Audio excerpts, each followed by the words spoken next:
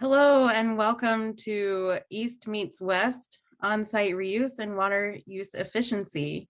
I'm Caroline Cook, I'm WaterNow's Water Policy Director, and I'm joined by my colleague Georgia Biesmeyer, who will be supporting on this session.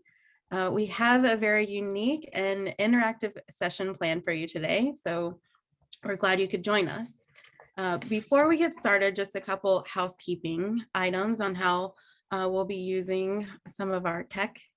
So you can submit your technical and logistical questions through that Pathable chat tab on the landing page. And we'll be using the poll tab for the polling questions that we'll be using. But do wait to answer until our moderator walks us through each of those questions. Don't skip ahead. And we'll also be using the poll tab for you to submit your questions for the panel. You can do that by clicking on the enter your own question or that vote tab on that first part of the polls, and you can submit your question there. You can also upvote a question if you particularly like it by clicking on the thumbs up button. And lastly, there will be a recording available of today's session available on the Pathable landing page. So with that, it's my pleasure to now introduce our session moderator, Lynn Broaddus. Lynn is a consultant, founder of Broadview Collaborative, and an expert on distributed infrastructure. And we are just delighted to have her here with us today. And with that, Lynn, I'll turn it over to you. Okay, great. Well, Caroline, thank you for that introduction. And it's great to be here with this panel and with the audience. We're thankful that each of you has joined us here today. Hopefully some of you got a chance to hear the conversation earlier today between the former, Michael Nutter, the former mayor of Philadelphia, and Cynthia Kohler, the executive director of WaterNow Alliance.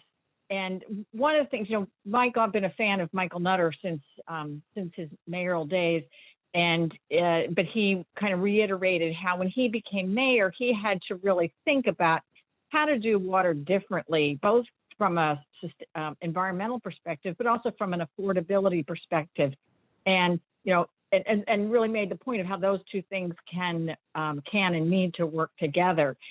But just like he had to think really differently because what had been wasn't going to continue to work for him, I think that this panel is a group of people that have, through their careers, really brought a different way of thinking about water. And today we're going to think about water supply and where we can get water supply either from efficiency and conservation. I mean, it is a different way to extend the supply that you have.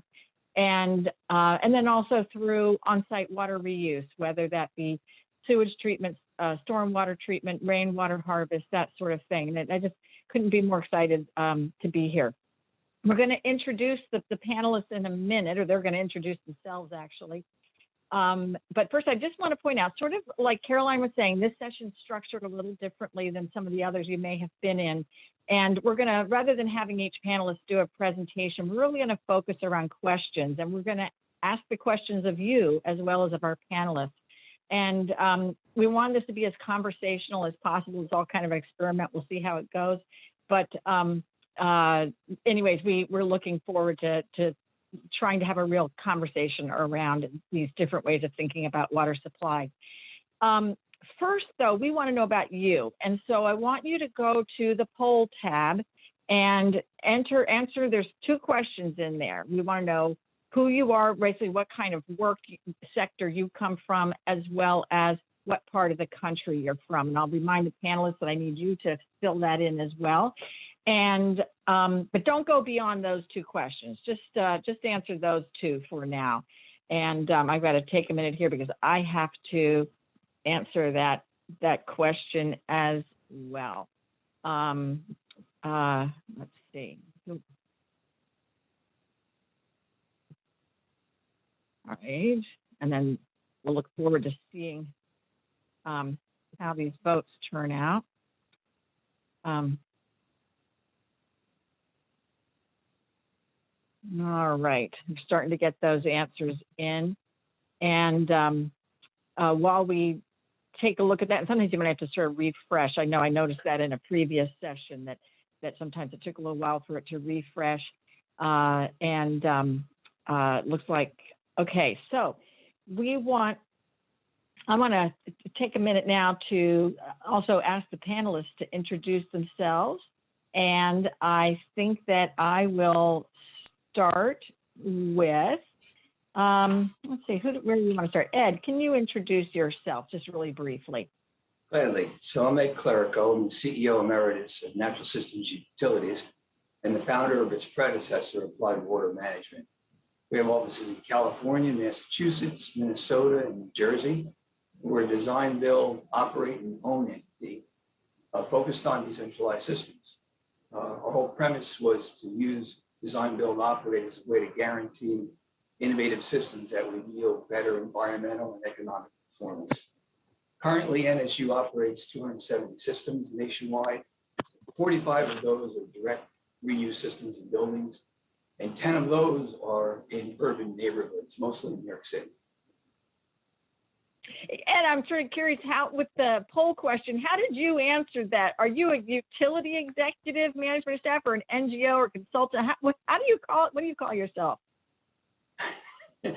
Entrepreneur. Okay, but or maybe you're an other. Okay, other. I hope that some of you get a chance to Google natural systems utilities and see some of the projects. I'm sure we'll hear about them as the conversation goes along. Jim, how about if you can introduce yourself now? James.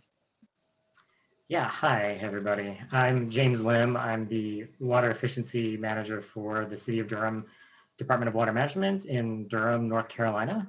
We are a municipal water provider. We have approximately just over 99,000 connections, and we serve a population of just over 300,000.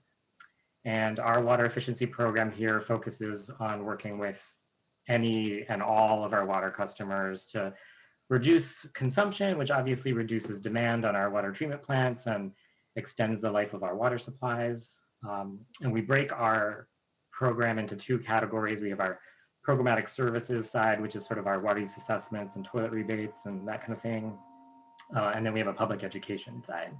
So, and I'll also mention we're an EPA WaterSense promotional partner, and as a plug for them, I'd say if your organization is interested in promoting water efficiency, you definitely need to be looking at WaterSense. So, absolutely, absolutely. Peter, my Minnesota neighbor, Peter, if you'd introduce yourself. Yes, Lynn, I think we're missing 90-degree weather today or some such thing. Neither one of us is in Minnesota. But hello, everyone, and thank you to the WaterNow Alliance for creating this event. And I am Peter Gross, and I am with an entity, a family office called Emerson Collective. Emerson Collective is based in Palo Alto, California, and amongst many things, one thing we do is to invest in reuse water systems, invest in new technologies that are behind the capability of reuse, and invest in new business models that allow reuse to function properly from a business standpoint, which unlocks all kinds of capital opportunities to finance these projects in different ways. And reuse can be distributed water reuse on water systems. And for Emerson, it's quite valuable that these reuse projects often bring about a better equity distribution of water and a more localized control of that water. So that's me, and I look forward to this continuing conversation. That's great. Thank you so much. Lindsay, I wonder if you could introduce yourself.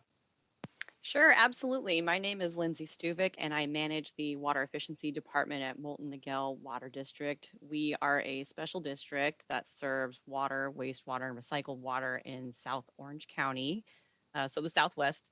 And we provide those services to about 172,000 customers across 6 different cities.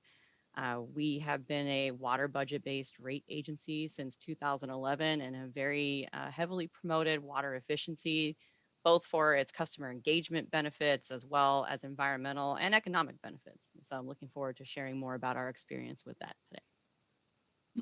That's great. Just before we jump to Joseph and Heather for introductions, I just want to, take a little look at this poll, and that for the audience as a whole. Looks like we got a pretty good spread on types of professional backgrounds, maybe a little heavy on the NGO, but city officials, elected people, no mayors, but lots of elected people, and utility leaders and other. And then the geographic representation is maybe not that different than our panel itself. Heavy on the West Coast, which, as you'll see shortly, once you start adding up the numbers, you'll see that our panel is also a little heavy on the West Coast. And although it looks like not too many from the East Coast, and we do have James and Ed from the East Coast, and I feel I'm sitting on the East Coast today in Virginia, even though I live in Minnesota. And anyways, it's just good to see a decent spread around the country, but very, very heavy on the West Coast, which may sort of slant some of the answers that we get and the perspective on questions there. Joseph, could you, I presume you're in California today. Are you your home base? Go ahead and introduce yourself if you would. Sure. Joseph Gallegos, CEO of Great for Green.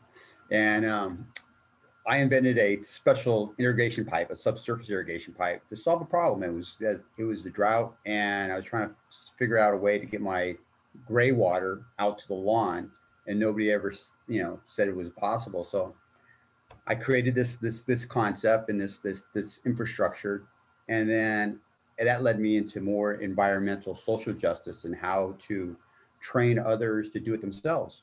And so a lot of our focus is around the urban areas to educate individuals how to modify their plumbing to reuse gray water within their landscape environment. And with that, we feel it's not so much only a water savings, but it's also an environmental benefit by having that green, lush landscape to cool the environment. So we're trying to change the paradigm as not only water conservation, but a way to keep your lush green landscape without feeling so guilty about utilizing potable water. So that's us. That's great. That this business of heat island effect and the importance of being able to cool our urban communities is so important, and was mentioned a number of times by Mayor Nutter. A very different environment than where you live, but equally important, I think.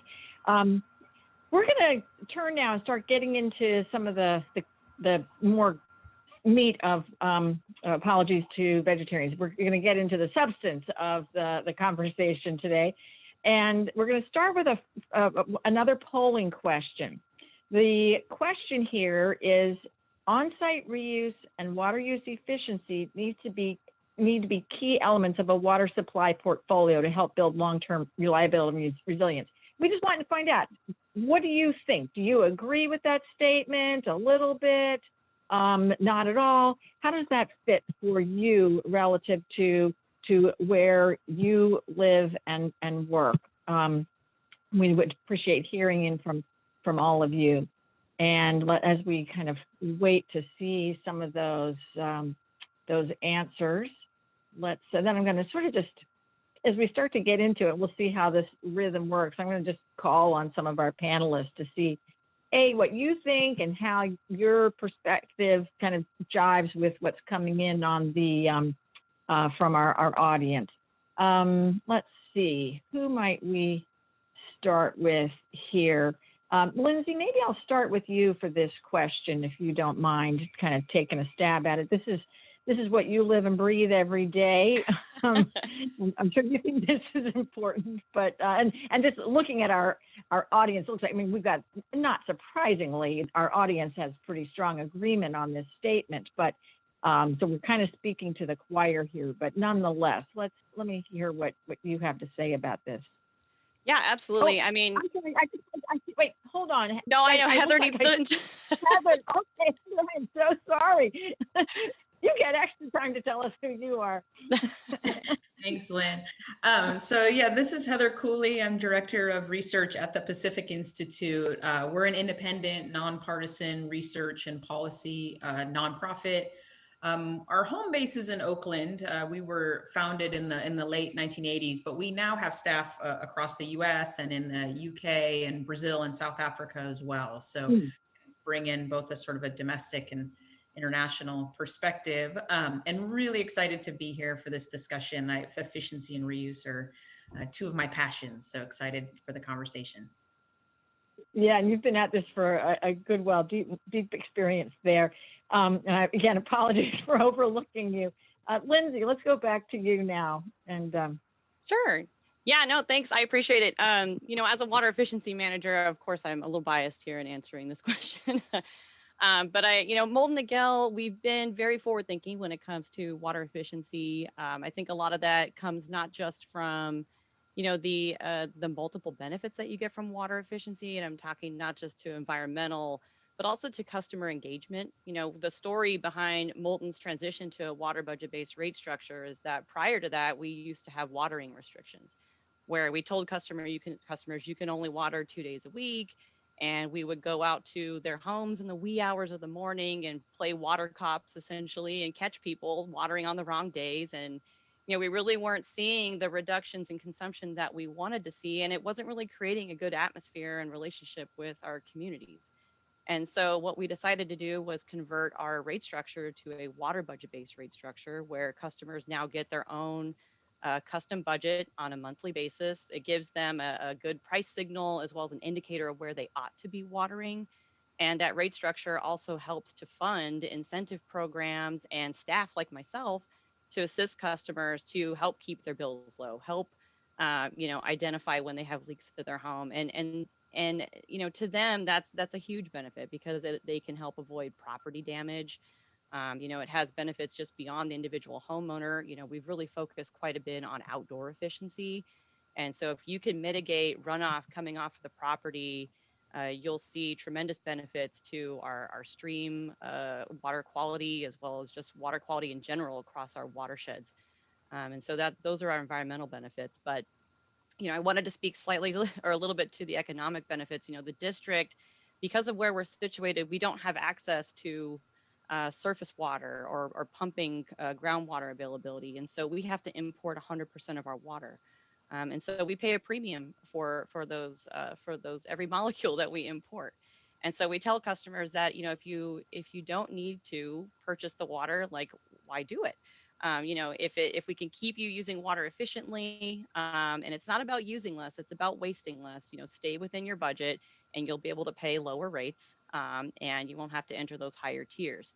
And as a result, we help with that runoff reduction. We avoid property damage, and then we also avoid infrastructure investments and storage investments because we don't have to go out and source extra supplies of water and put stress on source watersheds outside of where we already import.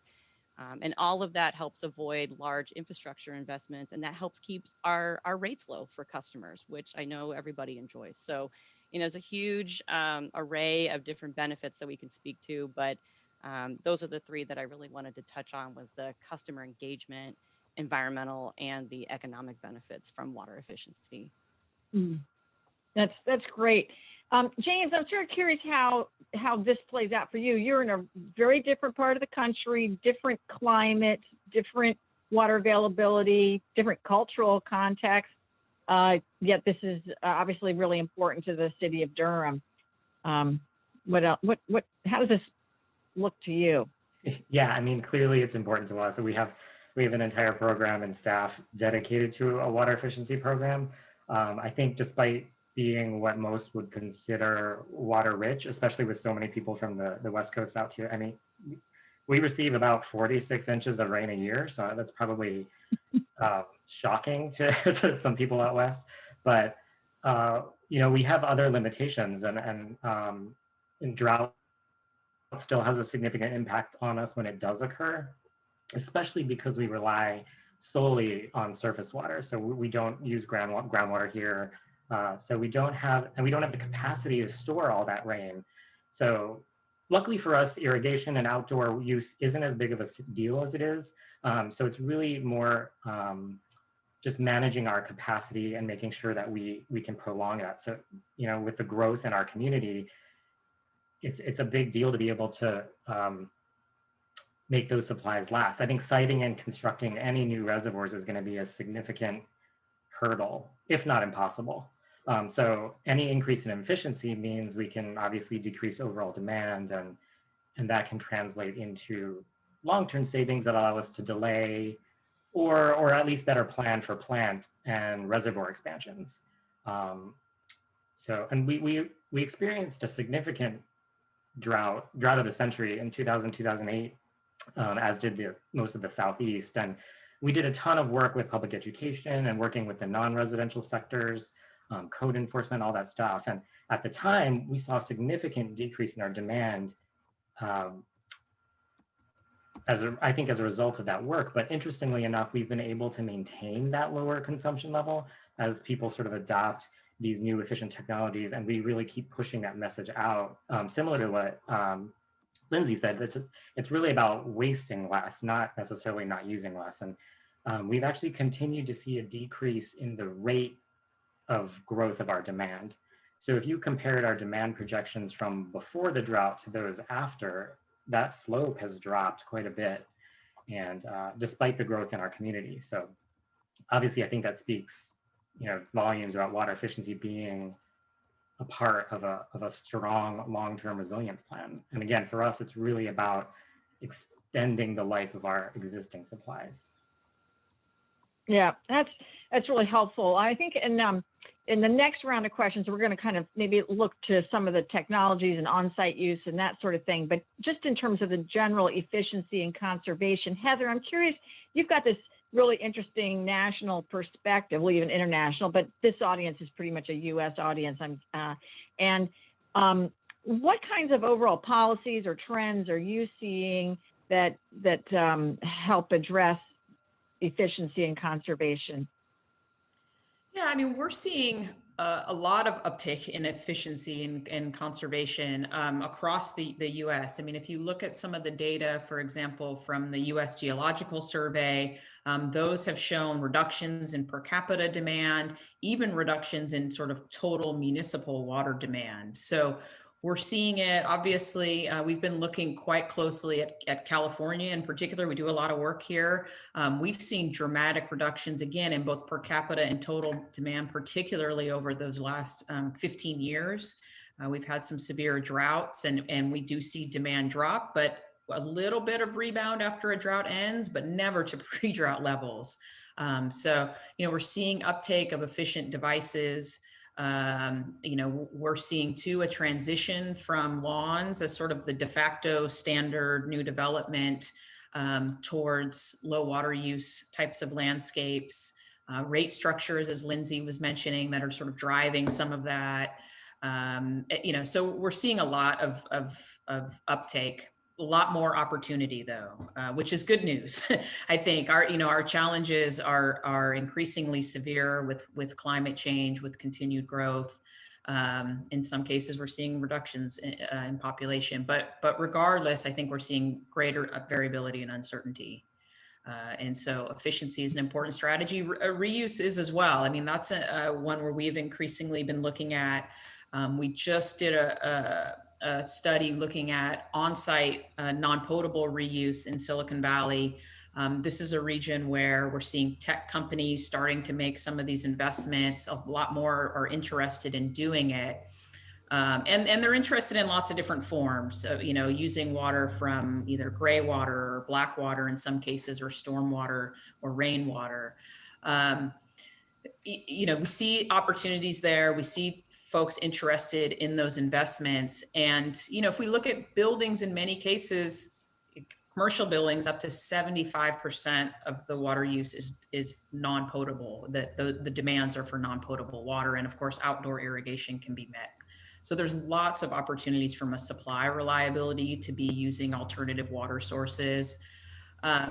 But we also see opportunities in the resilience space. That's an area we're increasingly looking at with climate change, opportunities to diversify water sources. And again, we see that both with efficiency and reuse, opportunities to increase the operational flexibility, add redundancy, and again, efficiency and reuse help provide that. So, you know, as we, I think, start to orient more around resilience because of climate change and because of the other types of shocks and stresses, I think we will see more efficiency and reuse come to the fore as resilient strategies.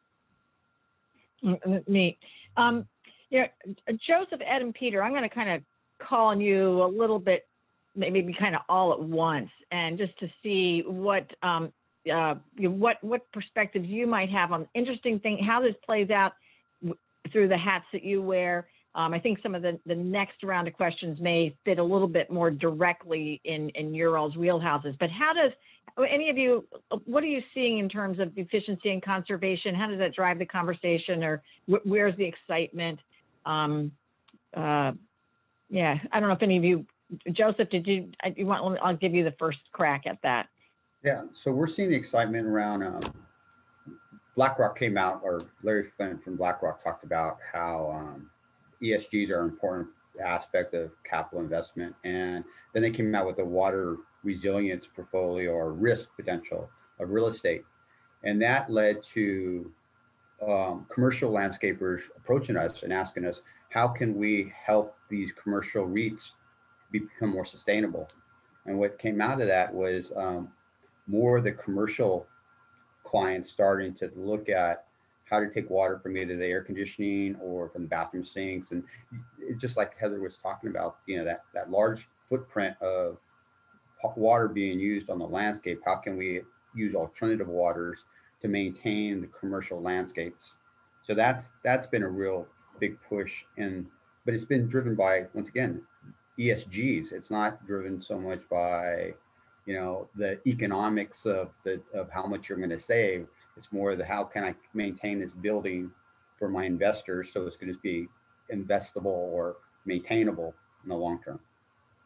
So interesting, yeah, and well, that world of investment and the private sector driving some of these questions. That's certainly a place where Peter, that's exactly where you live. So are you seeing the same kind of? Yeah, very much so. And I think the whole reuse aspect changes the economic situation regarding water in general. It changes the cost of the water. Now we're getting more cost benefit because we're not having to pay for the same water twice. It reduces the amount of treatment needed because now you can, Heather sort of alluded to this, now you can produce fit for purpose water, which is not as costly, which reduces the whole economic cost of the other main treatment systems. So I think economically, it makes the whole water equation more financeable, more sustainable, and certainly more resilient if you're keeping that water on site. So it just produces a whole host of benefits. Someone in the audience, I think, asked about atmospheric water. You know, it's another, you can think of atmospheric water generation as like another form of water reuse. It just so happens that instead of getting it from a sewer pipe, you're getting it from the air where it evaporated out of your evaporation pond and came back to you in just a different form. So these are all just new. Peter, can you, I'm just sorry to interrupt. I think there's probably many people in our audience that don't know what atmospheric water is. So if you could take two seconds to explain. Sure. Atmospheric water generation is a new group of technologies that essentially extracts water, often potable water, directly from the atmosphere under any condition, even very low humidity condition. Often these are used in, this technology is used in places where there is no other water alternative other than to truck in water. or the cost of water is so astronomical that it's just unaffordable. And atmospheric water generation in many cases is cheaper than bottled water in many situations. Caroline, when I talk about air conditioning condensation, that's atmospheric water. It's a way to condensate the water in the atmosphere. We have a client down in Santa Monica that produces 5,000 gallons a day in atmospheric water, much more than they need for the landscape. So a lot of it goes straight down into the sewer system. But now we're looking at how we can replumb the bathroom, urinals, and toilets to take that. There are some policies and some rules that need to be clarified for the state of California, but internal use of gray water is definitely a path, and condensation water is considered a gray water source. It's a building generated source. Yeah, well, that's, I never thought about the cooling system condensate water as a form of atmospheric water, but of course it is. And that's kind of a low tech version of it. That's great.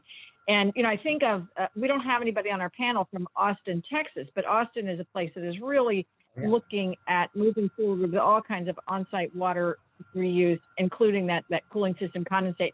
Ed, I think you have some experience in Austin, even though you're not based there, but how does all this, the on-site reuse, that's your baby there.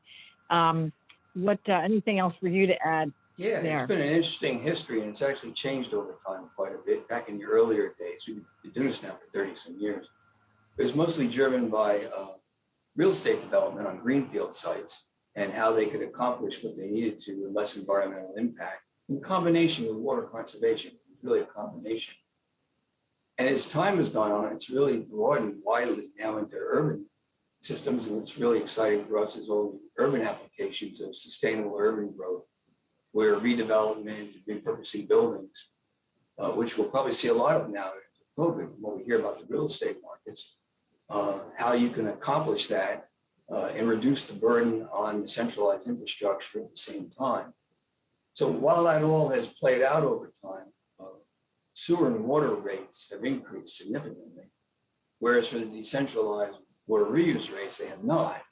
So now I think we've crossed that point where we can actually do, in many cases, decentralized water reuse for a lower price than decentralized services. So it brings on a new economic aspect to this that didn't really exist before, where the economics were all driven by the real estate.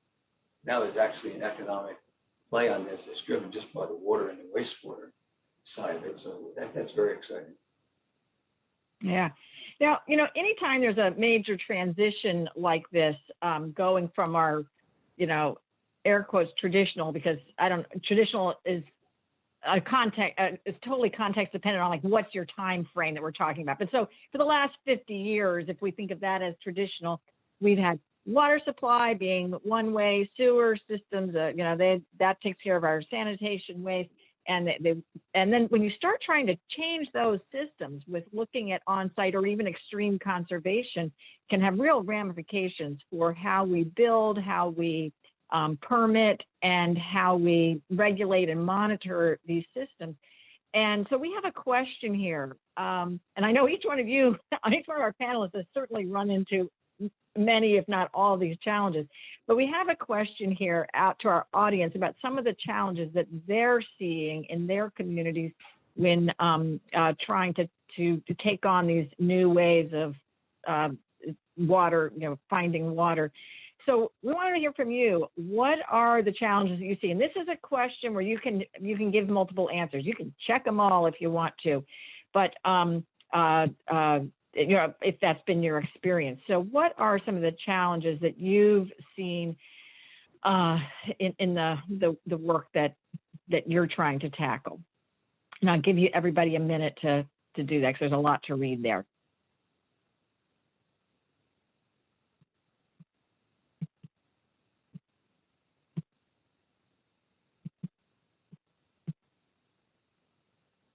It's a very colorful wheel that's showing up on my screen. A lot of different answers there.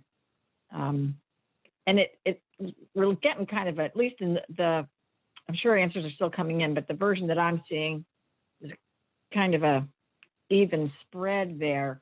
But I'm curious from our panelists, you know, as we kind of start to look at these numbers, and Ed, I'm just going to go right back to you here.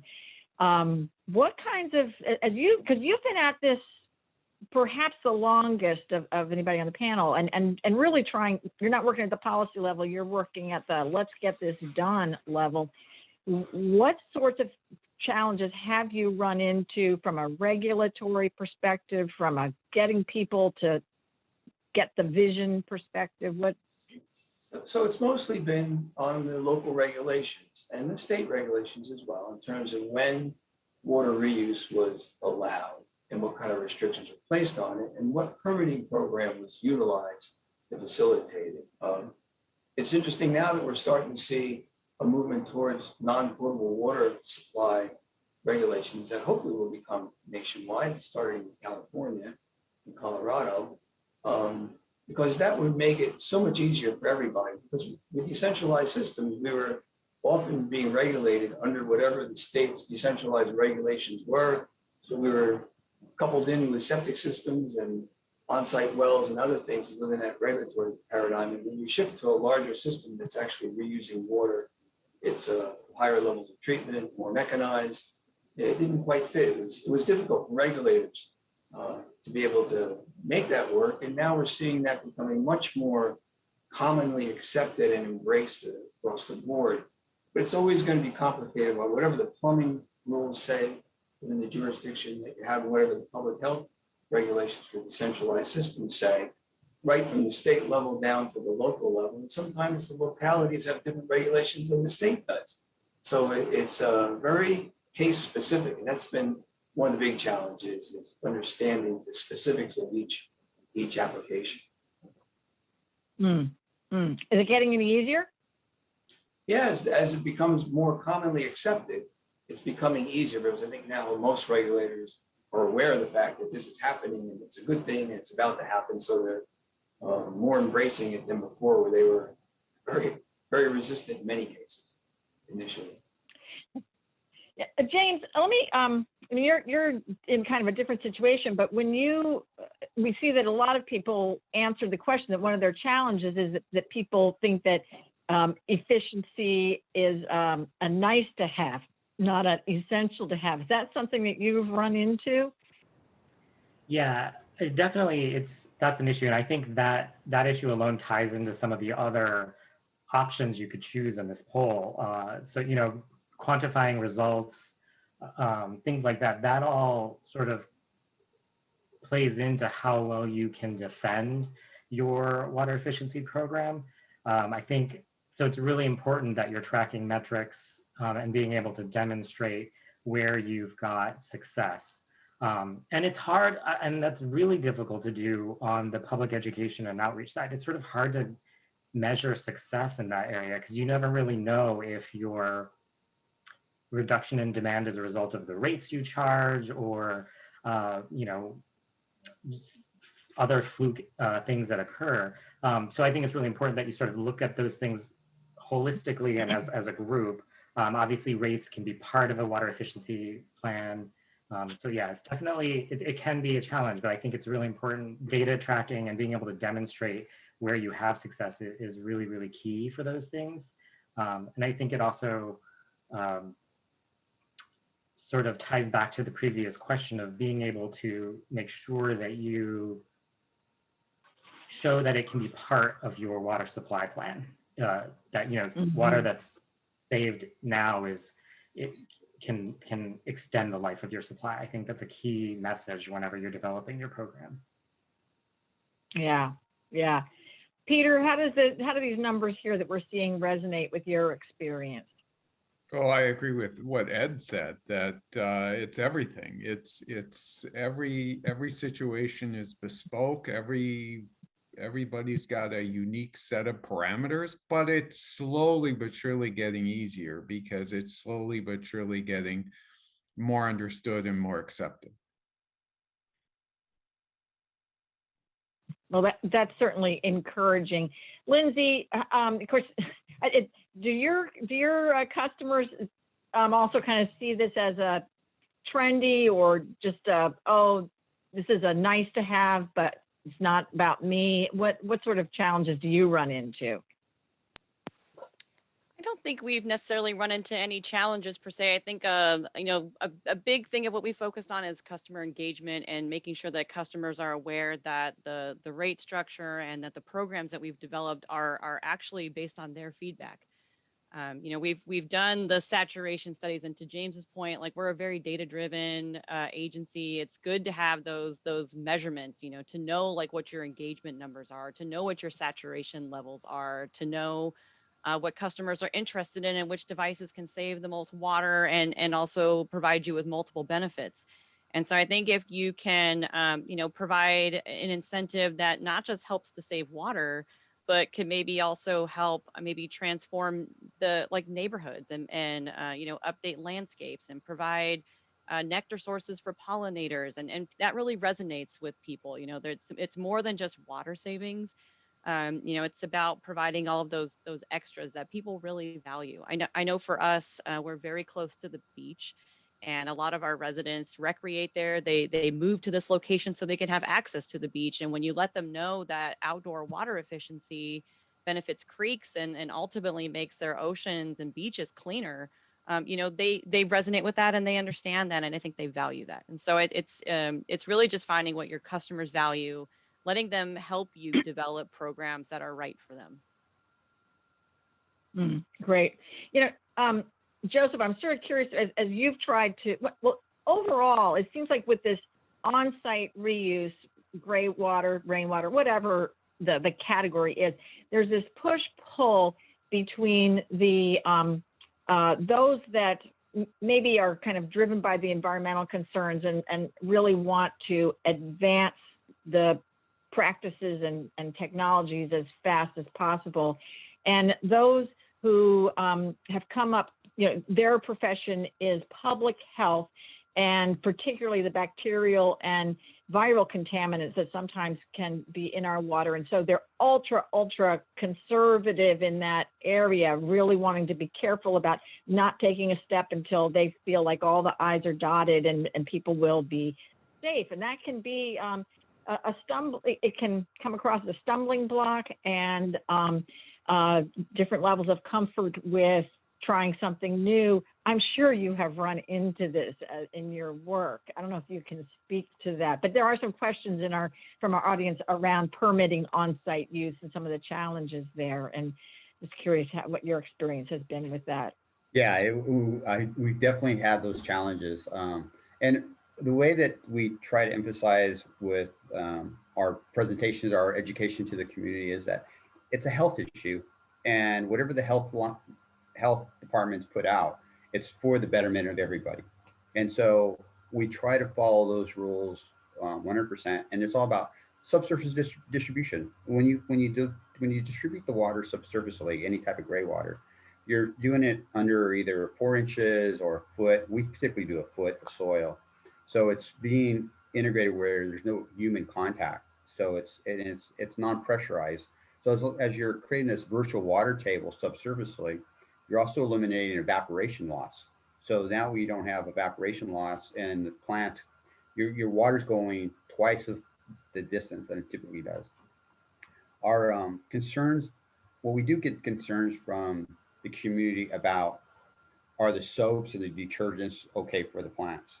And our philosophy on that is that 30 years ago, a lot of the detergents and everything else were pretty harsh, but consumers have demanded a higher quality product for our bodies and for our clothes. And so we have no problems with any type of detergent that goes out there. It doesn't have to be biodegradable or anything else. The plants uptake it, clean it, process it. We're starting to see more and more customers concerned about microplastics. And instead of those microplastics from our laundry going out to the ocean, they'd rather have it distributed into the land where it'll have the next 300 years to break down, instead of being uptaken by trees, by fish and things like that. Our biggest challenge, though, is economics. That's how I answered on that question, was the low cost of return, ROI on water.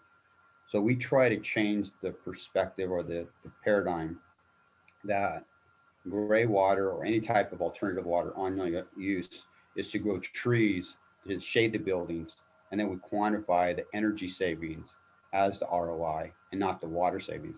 Because water in our area, it's pretty cheap. It's $5 per 100 cubic feet. So it's not going to make or break the bank as far as the water conservation, but the energy savings that is generated from growing the landscape to shade. Now that's a big driver to finance a type of on-site reuse project. So that's how we're getting up over that particular hurdle. Yeah. So. Yeah, interesting. Heather, how about from your sort of 90,000 foot level? What are you seeing in terms of that push-pull on the regulatory and permitting stuff? Well, this was one of the questions where I hit a lot of them, not all of them, but I hit a bunch of them. But the one thing that sort of really jumped out to me was the notion that these are sort of nice to have programs. And the reason that jumped out at me is because I feel that there's a underappreciation of how much potential there is for efficiency and for on-site reuse. And so what my concern is that we're not adequately planning or preparing for it. So what I see is that a lot of people are taking these things up, particularly efficiency, but I think increasingly as we deal with some of the regulatory issues and some of the education around what's permissible and not permissible, we're going to see more uptake of that. People like these strategies for a lot of different reasons. I think as Lindsay talked about, for some it's the oceans, for others it's cost and affordability, for others it's streams. I mean, there's lots of energy, greenhouse gases, there's lots of different reasons they're attracted to it. And so my overall concern is that we're not preparing for that and building then or building infrastructure that we may not need and resulting in stranded assets and affordability issues and all sorts of things. So to me, as I've worked on these issues, it's the failure to sort of adequately understand and appreciate the opportunity and prepare for them that really is one of the things, frankly, that keeps me up at night. And where I think as a sector and a community, we need to do better. Well, thinking of stranded assets, another way to kind of think about that, at least that I think about it, is in terms of like overbuilt infrastructure. And especially, there's certainly plenty of examples of communities that have built large diameter pipes and that sort of thing, expecting growth. And as you discussed earlier, Heather, oftentimes, we're now seeing population growth, but not the growth in water demand. So think about it on the other side. We have in our comment/question thread a comment about grocery stores draining refrigerator condensate water. And pretty much every commercial building has lots of condensate water, grocery stores being their own unique example of it. So I know that when I was talking to a guy who is the operations or physical plant manager for a large hospital, and he was talking about how he's reusing condensate water, and he doesn't, the amount that he's no longer putting down the sewer drain into the sewer collection system. So whether it's recapturing condensate water or using less water, we're putting a lot less water into our sewer system, which should be a good thing. But it may have ramifications for infrastructure. I'm just wondering if this is sort of an out of left field question, but if any of you have thoughts about that, how we need to think about building this. Ed, tell me how that resonates with you. There's so many ways that plays into this. So with regards to our impact on infrastructure, we see community groups, as the communities are starting to rebuild, they're just really tired of combined sewer overflows. And if you're gonna rebuild a community in a neighborhood, you shouldn't have CSOs anymore. So there's a movement. One of them we see is in Brooklyn with the Gowanus Canal. They want to clean up the Gowanus Canal. So the Gowanus Canal Conservancy is really pushing in the new zoning to make the zoning require net zero impact on CSO as you build. Well, the way you achieve that is through using water on site so that you're not overloading that infrastructure. And we see a lot of cities now moving towards greenhouse gas initiatives that are really aggressive. Well, if we capture the thermal energy from the wastewater at the building and we reuse that thermal energy, we transfer it over into building uses. We can do water reuse in a building and net zero energy from the building. Well, that's certainly one way we're going to help move the dial towards achieving these greenhouse gas emissions. So all of that plays into how the infrastructure is considered going forward, both from a water and an energy standpoint.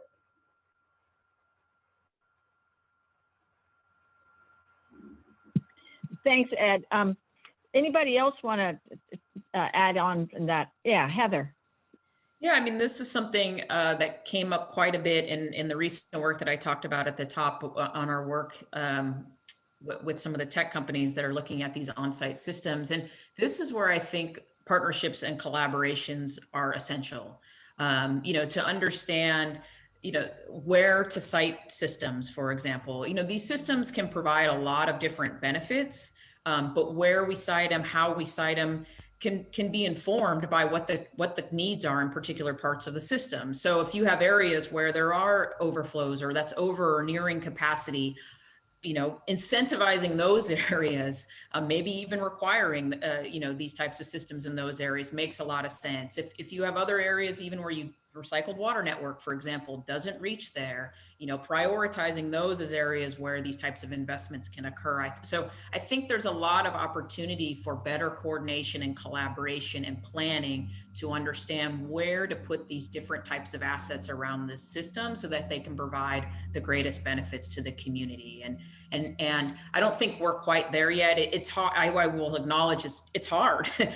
You mentioned, Lynn, that the sort of the silos between water and wastewater and stormwater. I think we also have silos between private sector and public sector that we need to break down here, or between local government and state government. So, this idea of partnering and collaborating is really going to be, I think, the future.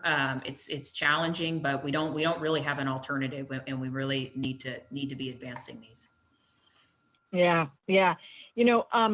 We had, there's so many interesting directions we could take this in. I think I'm going to, though, stick with our, go back to the predetermined questions, just to make sure we get to this last one, and then we'll see where else we can pick up some interesting threads. But anyways, I hope that our audience can go to that third question, which is around how to make a case in your community to invest in efficiency or on-site reuse. And on-site reuse, as we've been talking about, has lots of different angles to it. And here we can select three things that would be drivers in your community. So if you would select your three and then vote, then I think this will be a fodder for another fruitful discussion here. I'm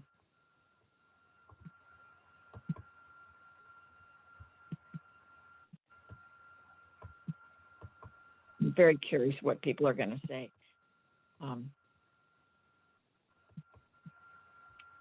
I don't have a good way of telling when the votes are in, but let's see if I can. I'm afraid to hit refresh because I'm afraid it will disconnect or something.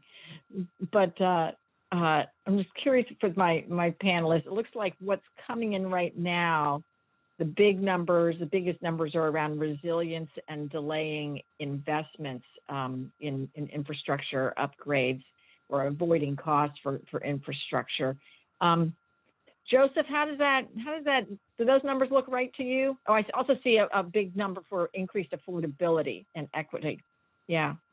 Yeah, I could speak towards all of these, but as far as delaying infrastructure, what we're seeing is that stranded assets are always going to be an issue, and deferring that infrastructure is a good thing. What we're seeing in the Los Angeles area and Los Angeles County is that the sewage systems have take a big hit because of the water conservation, but the excess inventory that they have in them, they're turning into anaerobic digesters, so they're producing gas. So it's a way of repurposing that infrastructure so that you get other uses out of it. So, and that's a great. As far as smaller systems, we see smaller systems that are just over capacity, and the communities have to build new systems, our new infrastructure, that centralized system. So a way to look at it is to move that to on-site and have on-site reduction so that there's not so much water flowing into the centralized sewage systems, and then create these green landscapes that I'm talking about, or alternatives. So Yeah, yeah. Peter, how does this look to you? What resonates with you when you look at that?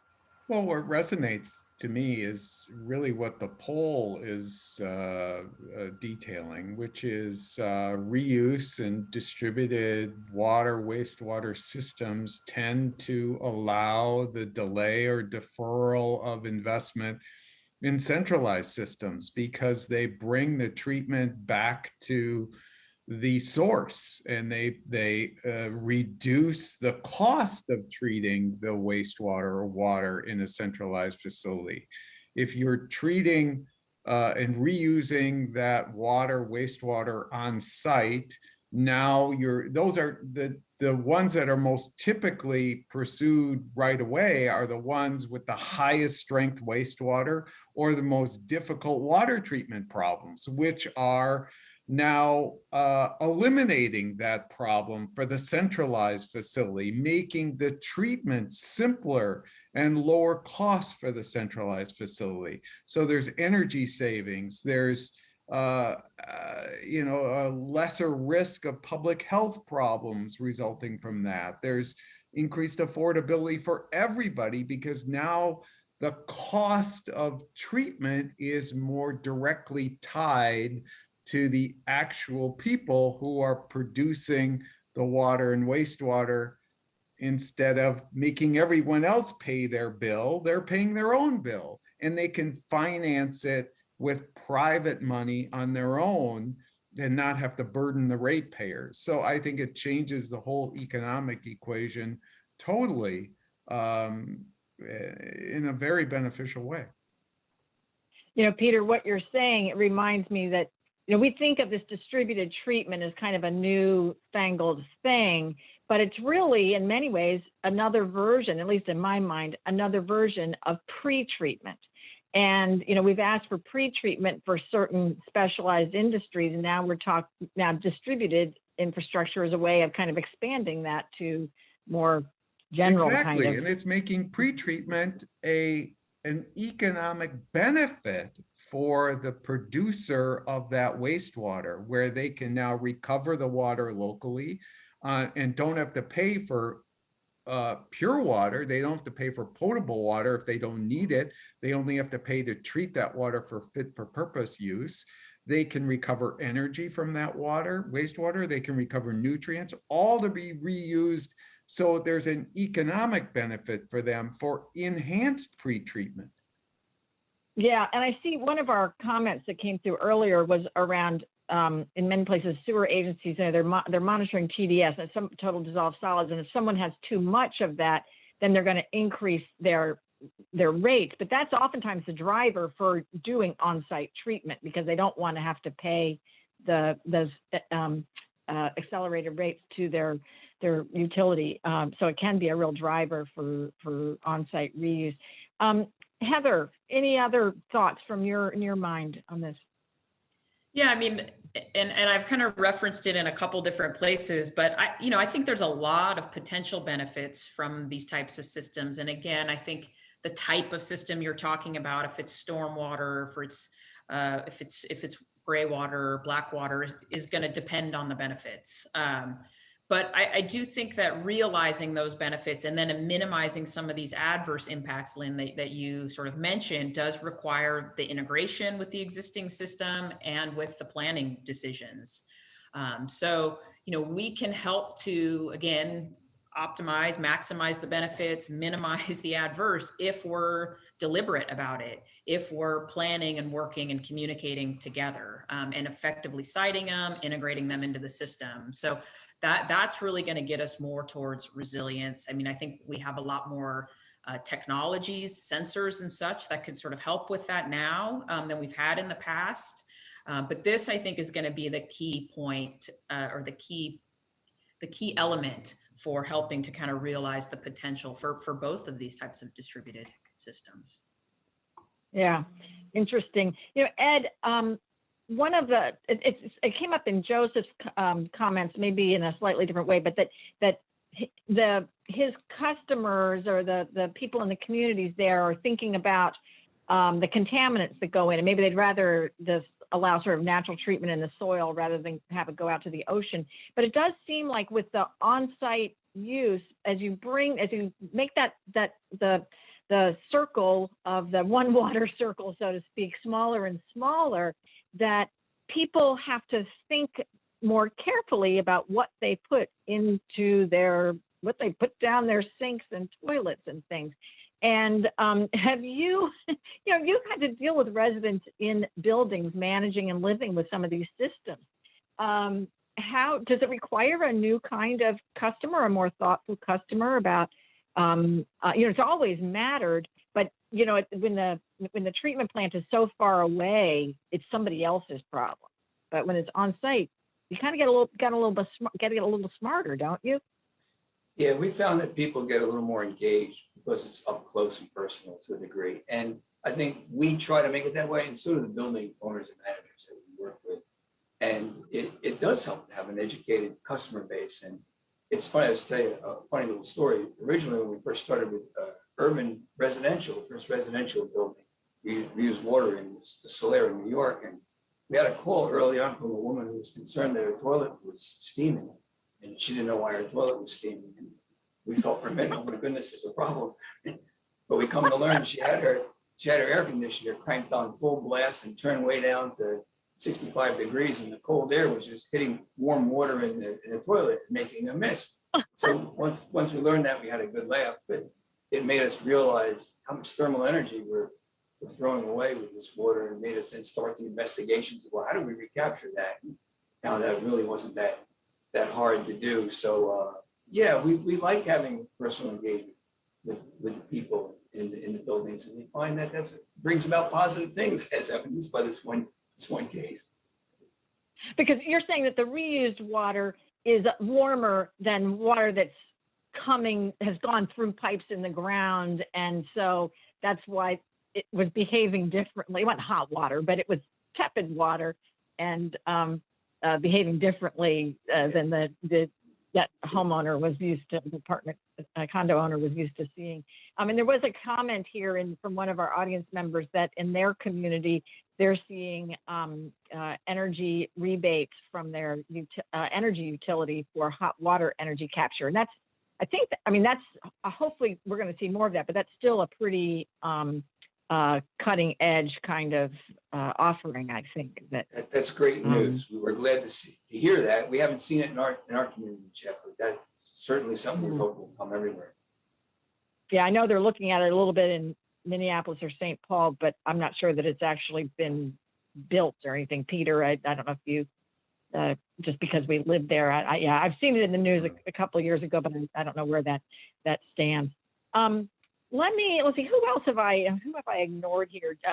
James or Lindsay, any other sort of comments on how these polls look here to you or your experience? James, you're unmuted. I'll let you go next. Yeah, no, I'd say, for us, a lot of these apply. I would definitely want to focus or highlight the increased affordability and more equitable access to water option. I think obviously our programs are targeted at our entire community, but we've definitely found that certain components of our program have become big tools and reliable tools in our portfolio for working with our lower income customers. So if we're helping them reduce their consumption, especially by lowering or eliminating leaks and waste, and then providing access to some water efficient technologies, even some of the lower hanging fruit type things, shower heads and aerators, we're still finding opportunities to lower those customers' bills and increasing those opportunities for affordability. So I think that's a major co-benefit for us that really wasn't necessarily where when we launched a lot of our programs, that's not where we were. That wasn't at the forefront of our thinking, but it definitely has become something we rely on when working with those customers. So particularly with our water use assessments, where we're working one-on-one with customers to identify leaks, I think that's really one that's definitely resonated with that community. And I'll also say I was the other in the poll because so I didn't put it in the chat, but and it's I think one of the things it helps improve perceptions of our organization. You know, we're getting out of the position of telling people what they can and can't do and trying to avoid being a regulatory agency and really focus on how our programs benefit our customers, that we care about sustainability, and that we're forward thinking about our community's needs. And I think that helps people look more favorably at us. So I didn't want to fail to mention the benefit of sort of improving your image with these programs. Well, that's interesting. And we did see a comment about how people want more control over their lives. And you're kind of speaking to that. Lindsay, what else might you add here? Well, I can touch on what James mentioned too. I mean, we're really big on providing customers with choices. You know, there's not a one size fits all solution. Some folks don't have a landscape to reduce water in, and so you know they're kind of stuck with the indoor options as well as, and if you've got an outdoor area, you know, we just want to make sure that we've got the right either technology solutions or programs for customers. But I also want to comment too on the affordability aspect. I think that's a huge benefit to this. I know that's the way our rate structure is set up, so that if you stay within your budget, you actually pay under the cost of water. And if you do happen to go over your budget, the part where you go over, that revenue actually goes back into a water conservation fund to help us invest back into what like your concerns.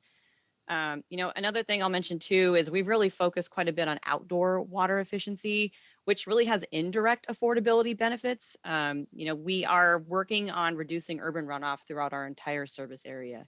And if you look at the water quality improvement plan for the South Orange County area, there's $1 billion liability associated with that. And there's currently no like direct revenue source to fund that. And so it's up to us, just as being good partners in the watershed and, you know, working with the community to help mitigate that kind of runoff. So that way that full bill won't come due. You know, if we can do it through low cost, high impact solutions, such as outdoor efficiency programs, you know, you might not have to build big infrastructure projects that your community has to pay for. And so it's really a benefit to everybody, both directly and indirectly. Well, Heather. Yeah, I think that's a really great point, Lindsay. I also wanted to build on James's point, which I think is a great one around the sort of reputational benefits of these types of programs. And I think he covered it really well from the public agency's perspective. But we see that as well from some of the companies that are making these types of investments. You know, they're doing it for sustainability reasons, and they're doing it for reputational reasons as well. So it's helping them, obviously, you know, in some cases, you know, have a better image. They sell more product or services, whatever they're producing, but it also helps them attract and retain talent. And that's something that we're seeing. It applies to public agencies, frankly, as well. When you're seen as a leader and an innovator, other folks who believe in that and have that as a value are attracted to that. So I think there's some positive reinforcing there as well, and an important element of this. Yeah, that's an interesting point. And I think, but I feel like, you know, having this, you know, multi-decade perspective, that we're kind of like, oh my gosh, let's now start. We're getting enough momentum that it's kind of keeping itself going, and it's very encouraging. Let me ask one kind of what I think might be the last question. We have the Colorado question. It always comes up, even though none of us are based in Colorado. I think we all are familiar with it. Well, Western water law is different than Eastern water law, but Colorado in particular has had this challenge of the rainwater doesn't belong to you. It belongs, you got to let it go to the next downstream user. And they have modified their laws. I haven't kept up on the details. My understanding is you can now have a rain barrel in Colorado and you won't get arrested. But here, this person is asking whether, well, I'll read the question. In Colorado, typically someone has the rights to the water. This is true if it falls as rain. And anyway, is on-site reuse going to be allowed? Is that something, can anybody answer that? Is that permitted in Colorado?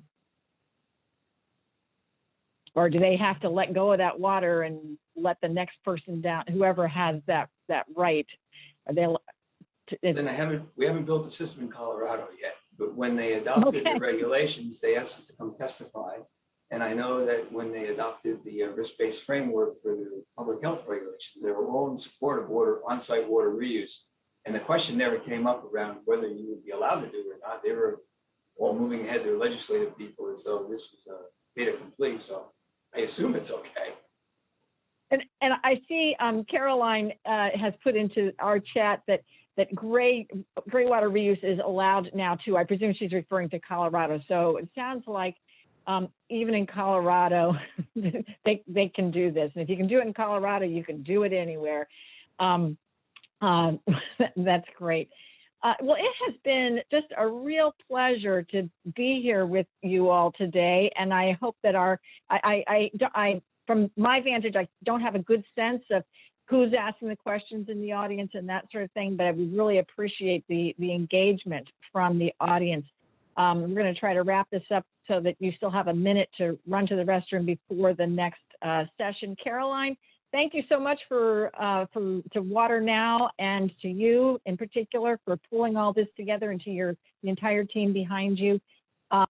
Let me turn it back over to you to let people know what comes next. And of course, thank you to the panelists. You guys, you're just a great group, and yay, we did this in a district. When we were talking about planning this, I think I was thinking about how we're learning how to do water in a distributed way to have less of a footprint. We're learning how to meet in a distributed way and have a much lower environmental footprint. And I think it works just wonderfully. So thank you for this opportunity. And thank you to all of you for joining us. Caroline? Thank you so much, Lynn. I will reiterate the gratitude for this excellent panel. It was such an interesting discussion.